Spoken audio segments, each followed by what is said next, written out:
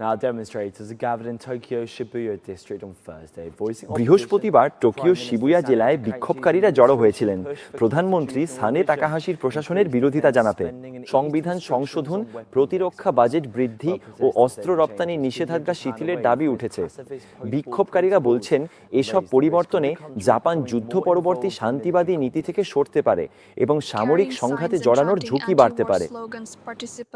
Banner ও slogan হাতে অংশগ্রহণকারীরা সরকারকে জাপানের সংবিধানের ৯ নম্বর অনুচ্ছেদ, যা আন্তর্জাতিক বিরোধ নিষ্পত্তিতে যুদ্ধ প্রত্যাখ্যান করে, তা সংশোধন বন্ধের আহ্বান জানান।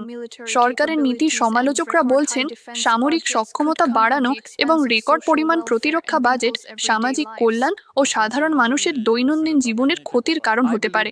আমি বিশ্বাস করি তাকাইচি প্রশাসন যুদ্ধের প্রস্তুতির জন্য সংবিধান সংশোধনের দিকে এগোচ্ছে। যুদ্ধ না হলেও বাধ্যতামূলক সামরিক সেবা আর যুদ্ধের প্রস্তুতির কারণে আমাদের বর্তমান শান্তি ও স্থিতিশীলতা নষ্ট হতে পারে। আমি এটা ঠেকাতে চাই। সরকার বলছে আঞ্চলিক নিরাপত্তা উদ্বেগ বাড়ার প্রেক্ষাপটে জাপানের প্রতিরক্ষা সক্ষমতা জোরদার করা জরুরি। তবে বিরোধীরা বলছেন দেশটির উচিত তার যুদ্ধকালীন ইতিহাস থেকে শিক্ষা নেওয়া এবং এমন নীতি এড়ানো যা তাদের মতে জাপানকে সামরিকীকরণের দিকে নিয়ে যেতে পারে। আমি এর তীব্র বিরোধী। এটা একদমই মানা যায় না।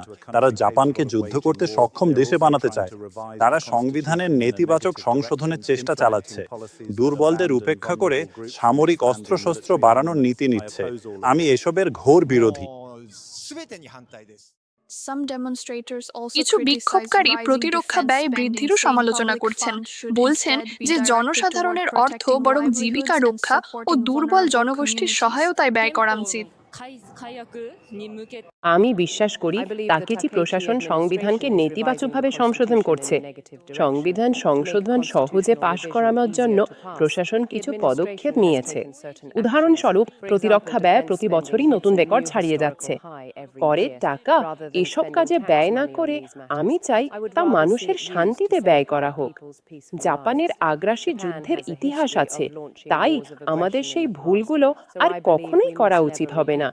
আমি চাই না এর পুনরাবৃত্তি হোক।